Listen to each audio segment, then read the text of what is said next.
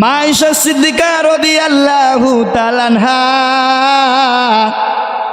চোখের পানি ফেলাইয়া কান্না করতেছেন আর বলতেছেন, পয়গম্বর,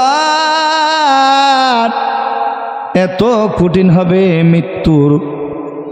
আল্লাহর নবী বলতেছেন, ও আয়েশা,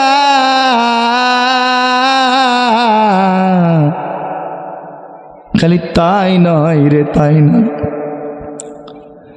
আজরাইল যখন আসবে বেঈমানের সামনে,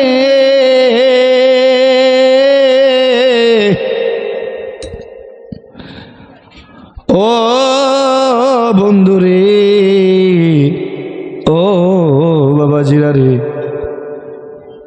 এখন চোখের পানি ফেলাইয়া কান্না করবেন বাবা, মৃত্যুর কথা স্মরণ করিয়া কান্দেন। আল্লাহর নবী বলেন, যখন নাকি বেঈমানের সামনে আজরাইল আসবে, বেঈমানের রূহটাকে নিয়ে দৌড়াদৌড়ি করবে, ছোটাছুটি করবে, একবার এদিক যাবে ওদিক যাবে। আমরা যে দেখি অনেক সময় দেখবেন অনেক লোকের যখন মৃত্যুর সময় চোখটা উল্টাইয়া যায়, পেশাব করে দেয়, পেশাব করে দেয়, টয়লেট করে দেয়। ও বন্ধু, কম স্বাদে দেয় না, আজরাইলের একটা ধমকের সাথে সাথে পেশাব করে দেয়, এমন অবস্থা হয়ে যায়। ওই আজরাইলের চেহারা দেখিয়া পাগলের মতন হয়ে যায় বেঈমানের রূহটা। বন্ধুরে,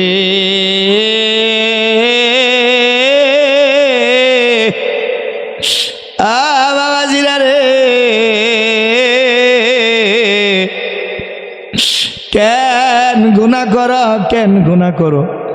ফেসবুক শরীফের ভিতরে গুনাহ করো, গুগল শরীফের ভিতরে গুনাহ করো, ইউটিউব শরীফের ভিতরে গুনাহ করো, কম্বলের ভিতরে বসিয়া বসিয়া খারাপ খারাপ ভিডিও দেখো।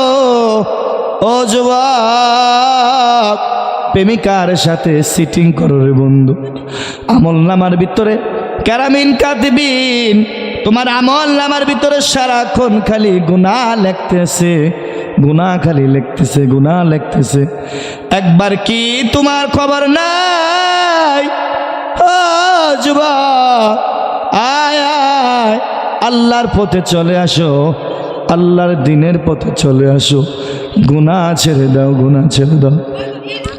আল্লাহর পয়গম্বর ডাক দিয়ে বলতেছেন, ওই বেঈমানের চেহারা লাল হয়ে যাবে, চোখগুলো একবারে কেমন জানি টকবাক টকবাক করতে থাকবে, চিল্লাইতে থাকবে, মা গো মাবুদ রে, আমি তো মনে হয় গুনাহ করে ফেলেছি, এই গুনাহ কি আর এখন আর কেমনে সাফ করব?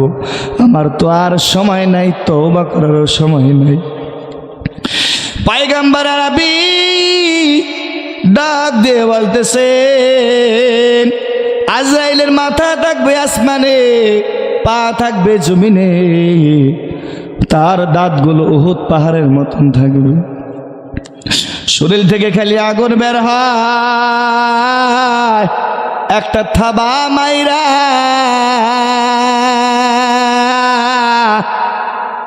জানটাকে নিয়ে যাবে রে।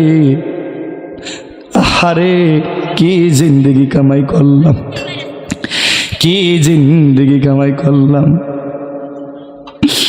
যখন আসমানের দিকে নিয়ে যাবে, আসমানের ফেরেশতারা ডাক দিয়ে বলবে, ও আজরাইল,